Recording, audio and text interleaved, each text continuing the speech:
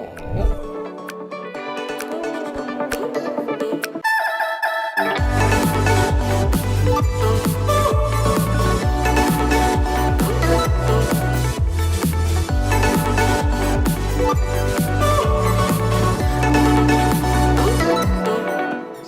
yeah, I'm here to talk to you today about web apps, building web apps, like what goes into web apps. So is the term like progressive web apps familiar with the audience in general? Yeah. Cool. Who's actually building web apps?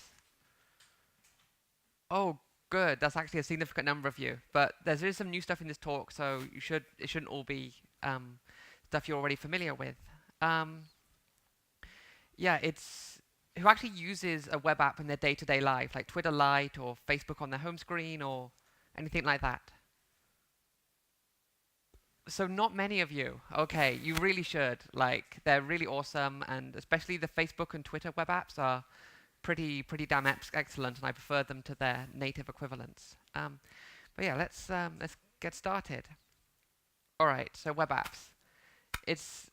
They're a bit hard to pin down. Like, they're not a single API. They're a bit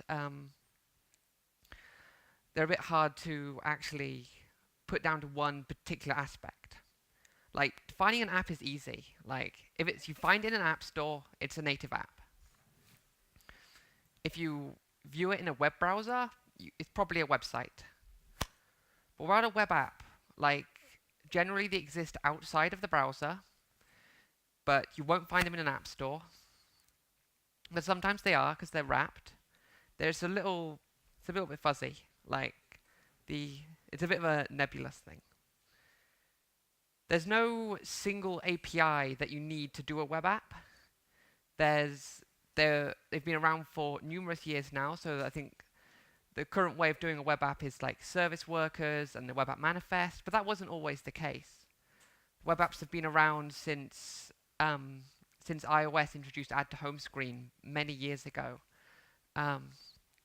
which kind of kicked it all off. And back then you had to use app cache to do off. Who has used app cache before? You poor unfortunate souls. Yeah. And out of frustration with app cache is what Service Worker grew out of, and kind of what we know as web apps today all kind of grew out of that, which is really cool. Which is a real shame a lot of these technologies don't work in Safari yet, considering they kind of started web apps as we know them. Yeah, I can hear it. Yeah. Test, test, test, test. Is it working? Yeah. Cool. Yeah. All right. So who's the main browsers which are involved in building web apps are Chrome, Firefox, Edge. They're all working on service workers and progressive web app manifest, and they're either in some stage of implementing them, and they're involved in the standards. So who's familiar with the last browser on that list? A few of you. So yeah, that's actually won't say my browser. It's not my browser. That's the browser which I work for, which is Samsung Internet. It's the big browser that no one's heard of. We're the third most popular mobile browser in Italy. We tend to sit third in all European countries. Chrome and Safari usually swap places depending on where you are, but we're usually third. Usually 10 to 20% of mobile usage. So, like, if you're not testing on us, if you're not testing your mobile site or your web app or whatever on us, like, please do. Who actually tests on our web browser? Fantastic. 3 of you. That's more than usual. But yeah, seriously, start testing on us. We've got a pretty great developer advocate team. So if you want to ask us questions or you found a bug, please tell us, because we really get involved, and we're doing some really cool stuff around progressive web apps, web payments, web VR. But yeah, today progressive web apps. So yeah, quick example. So here's just a website I made earlier. So it's a normal website where the theme of the operating system is matching the website, because I've got some headers and stuff. I use the ambient badging to go add to home screen. I get the icon. And when I press it, I get a splash screen, and it's just fully, um, like, fully like an app. It's treated like a first-class citizen on the device. It's pretty cool. So this is, please, internet work. Yes. So this is something which is brand new, like as of a couple of weeks ago. So we're now also a desktop web browser. So this is Samsung Internet on the S8's DeX mode, which turns your phone into a desktop computer.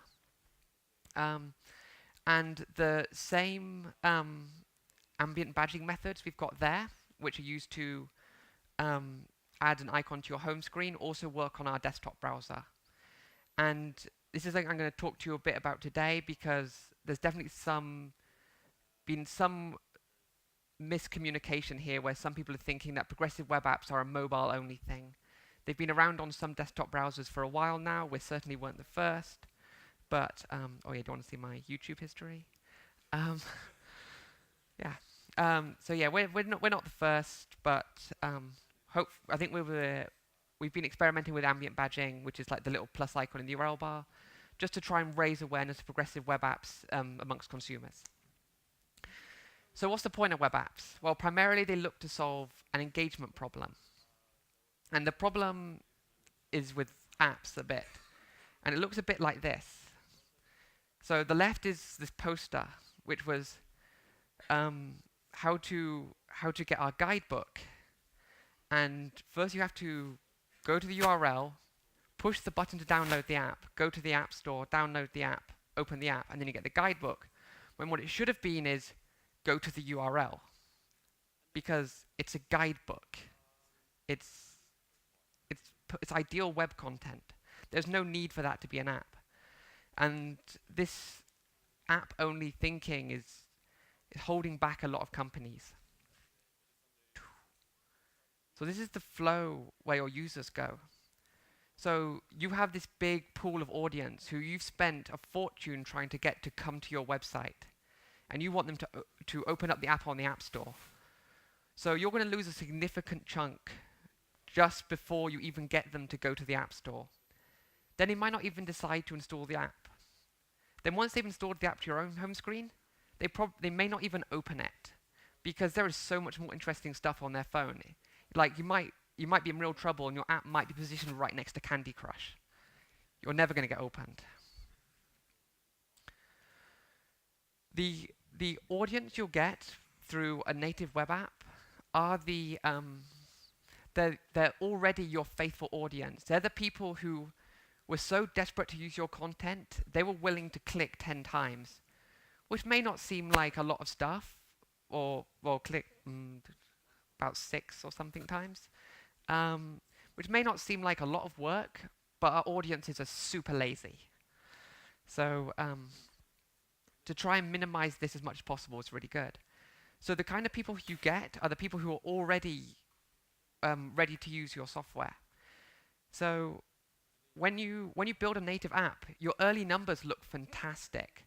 Your engagement is really high because you're engaging with people who are already interested.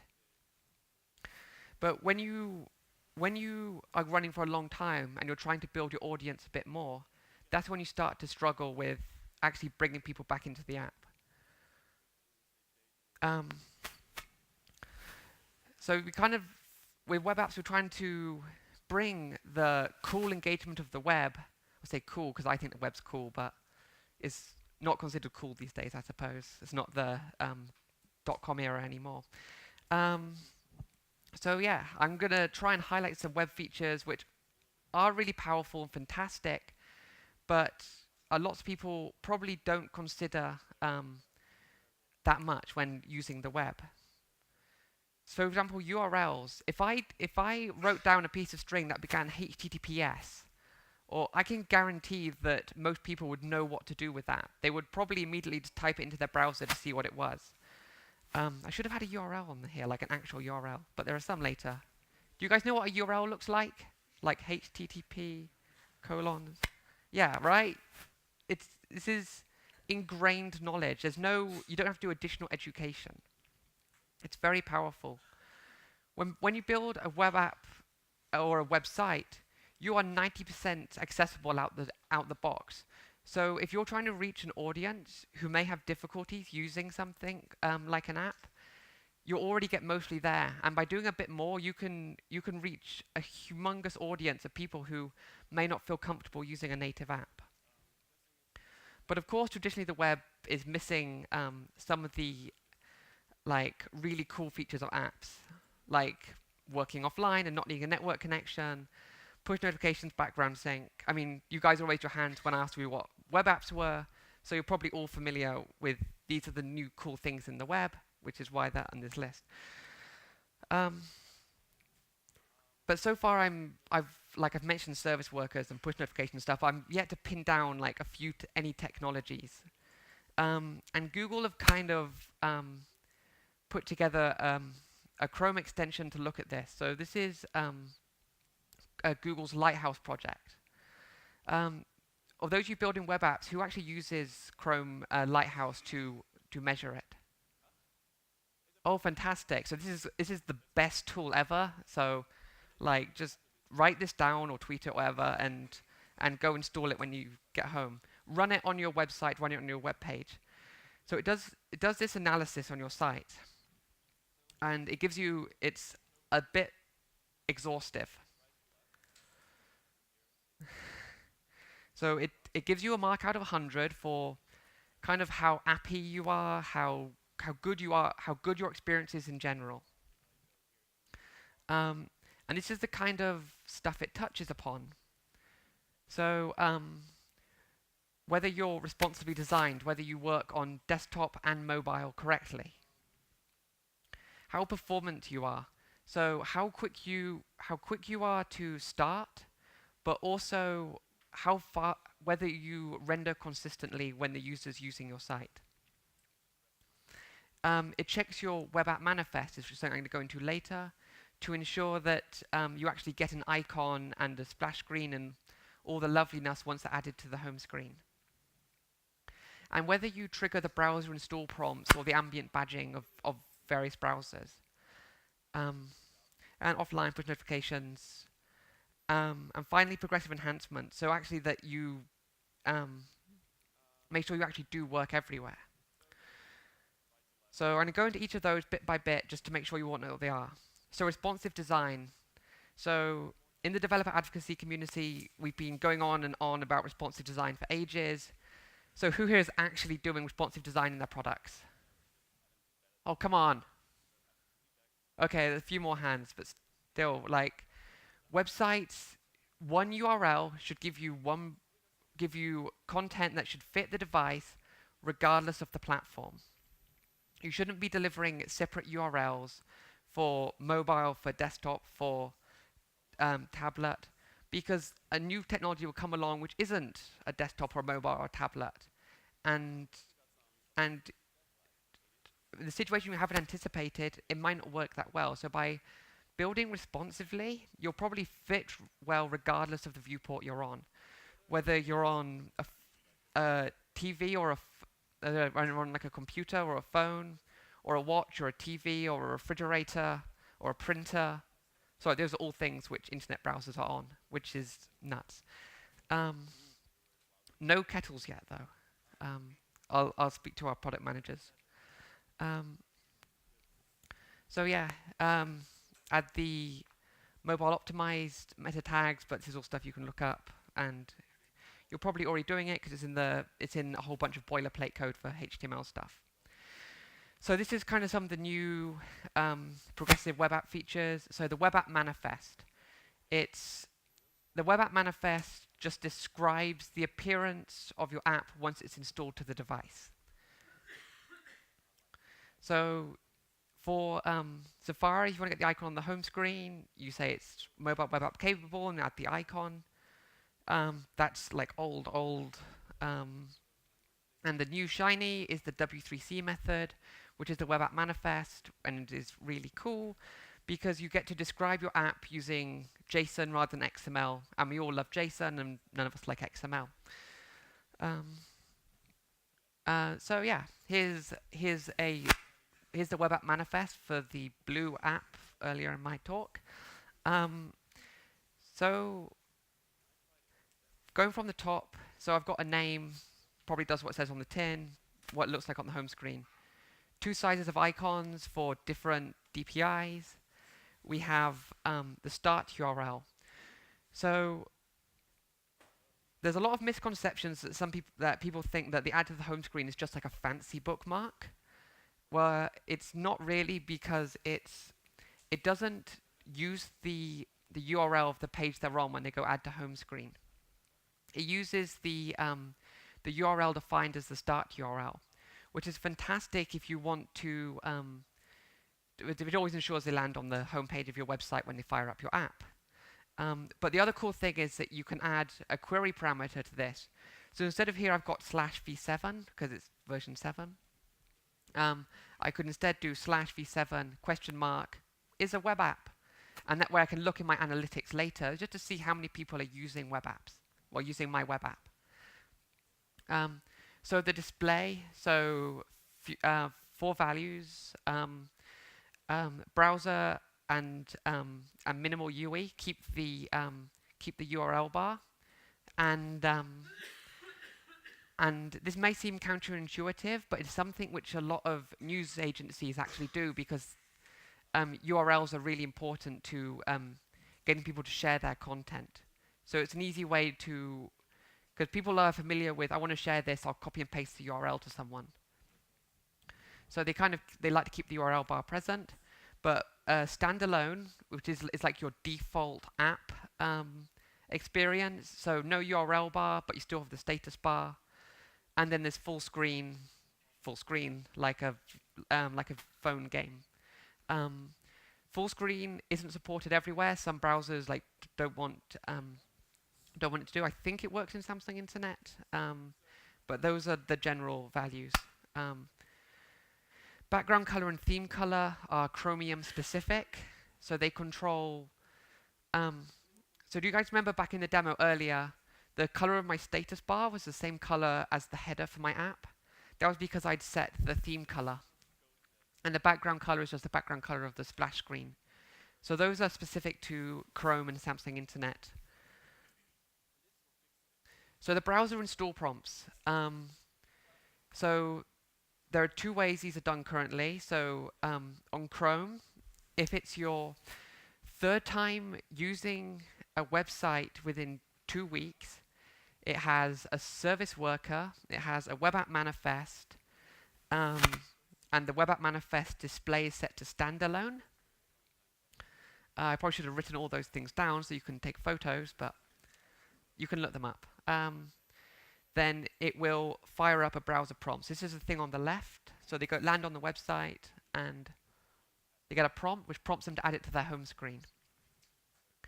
So as well as doing that in Samsung Internet, we also have ambient badging. So if you have a service worker and a web app manifest, we will change the bookmarks button into a plus symbol with the add to home screen button, just to prompt people to add to home screen once they begin to notice this workflow. And this is something we're experimenting with, and we've shipped it live now.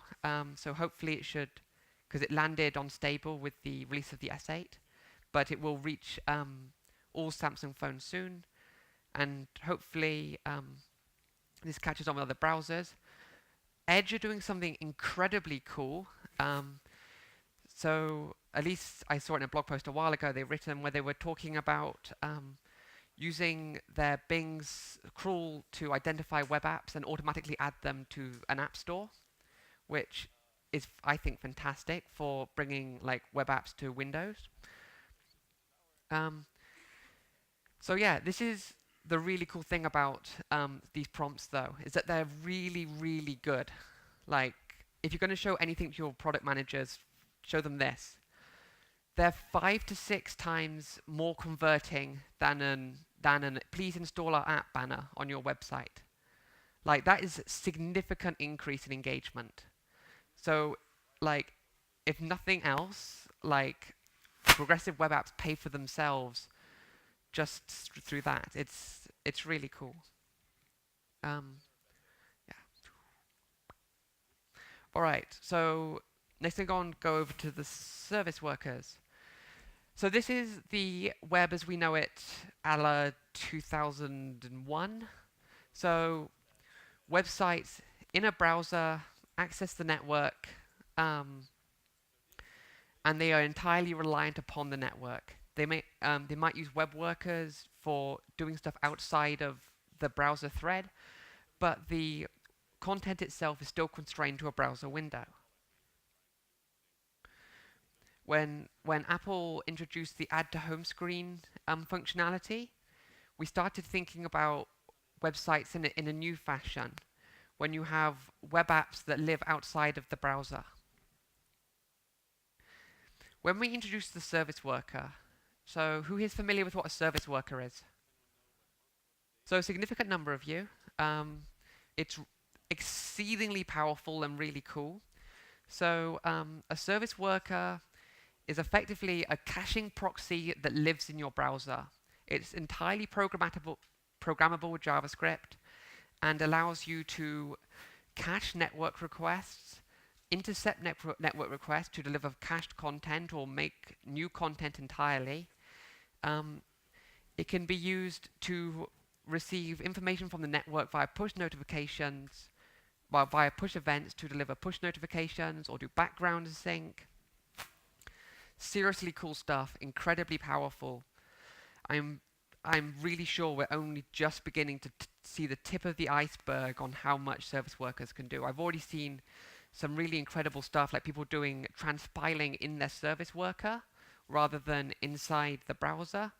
I've seen people considering doing all their templating in the service worker, so that after the first load, you send them like normal HTML, but then you just pull down JSON, the service worker turns it into HTML and delivers it to the browser. Like, we're going to see some amazing stuff come out of this technology. Incredibly widely supported. So Chrome, something Internet, Firefox. If it's not already in Edge, it's coming very, very soon.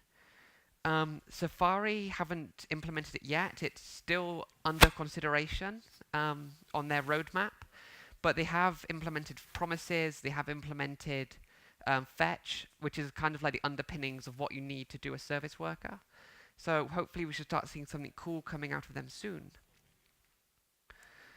So here's just a few things about a service worker. They are not tied to your website's lifecycle. The browser will start your service worker when it needs to. So when it receives a fetch request, which happens in the service worker's scope, or if it receives a push event from the network or from the operating system. The browser won't necessarily keep the service worker running for the entire time the website's open. If your website's not making any network requests, it might just like stop the service worker just to save on power. The service worker can intercept any fetch request made by the browser. And I don't just mean like get requests, I mean push requests, I mean post requests. It can intercept data URLs, like data ... Like that will go through your service worker. So you could have a data URL, the service worker get it and be like, no, I'm not going to give you this content. It could then go make a network request and pull down some fresh content from the network and return that instead. It's extremely powerful and very flexible. So some of the basic stuff you do with a service worker, so you might cache a response to make it work offline. That's like the core use case of why people are using service workers. But you can also do stuff like you get a response and you store it for later and you cache it just to make your web app faster.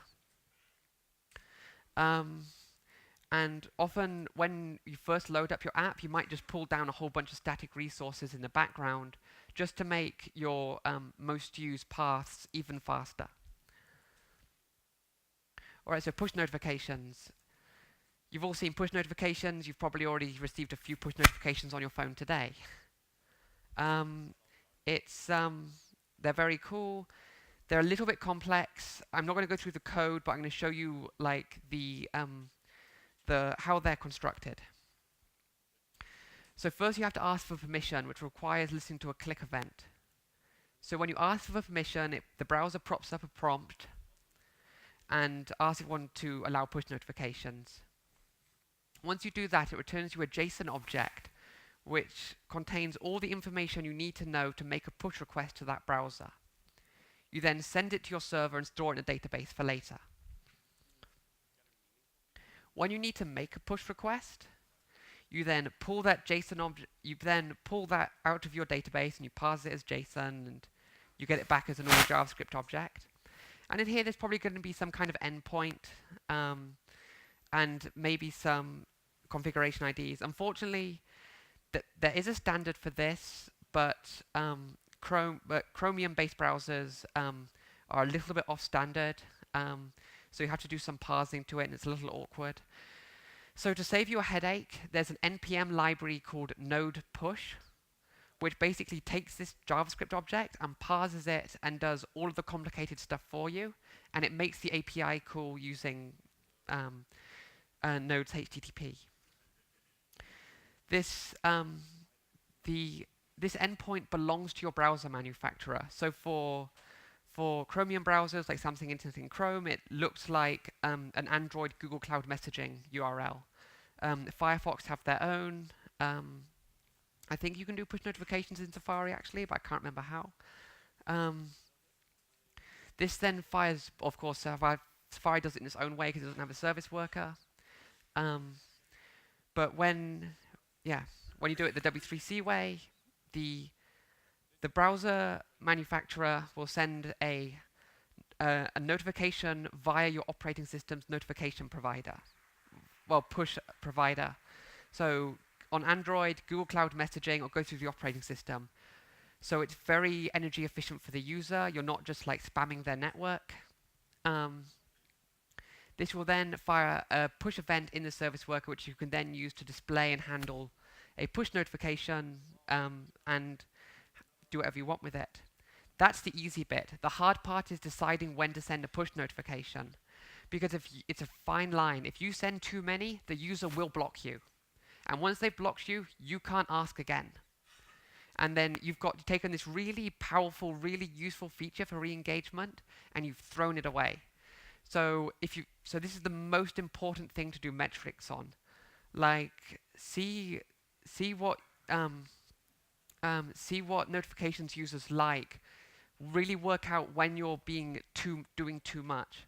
Of course, don't underuse them either, because then you're not taking as much advantage as you could. So it's a real fine line to walk. Like, this is how Slack decides to send a push notification. Like, it's hard logic. And of course, like, Slack is humongous. You probably don't need to be as careful as Slack is. But if you can be, that's really cool. Like, push notifications to the web are new. And so right now, people will probably go, yeah, send me push notifications. That sounds like a great idea. But then if it starts to get to the point when loads of websites are just spamming the hell out of users and they're not finding the push notifications useful, they might just start going no for every website, and then you've ruined push notifications for the rest of us. So, like, really important. Push notifications are really powerful, but with great power comes great responsibility. Thank you, Uncle Ben. So finally, progressive enhancement. Progressive web apps are really, really cool, but not all these features are available everywhere yet. But if you build a website that gets 100 out of 100 in Google's Lighthouse, then you're going to have a great website that works fast everywhere. And you'll still have a great experience on Safari. You'll still have a great experience on Internet Explorer. Like, just, if you make a really good site, users will use it. So some really cool stuff to look out for the future, just for some cool stuff to Google, which are kind of relevant to web apps. So WebShare allows your web apps to integrate with your operating system's native share mechanisms, so you can integrate with apps. Web payment, really, really fast payment in the web. WebAssembly and WebGL2 for making games really, really good and really, really fast. I'm doing both of them a disservice by summarizing them in a single sentence. Both really cool new technologies. It's all landing right now. Very cool things to check out. And thank you so much for listening. Please give feedback on this talk.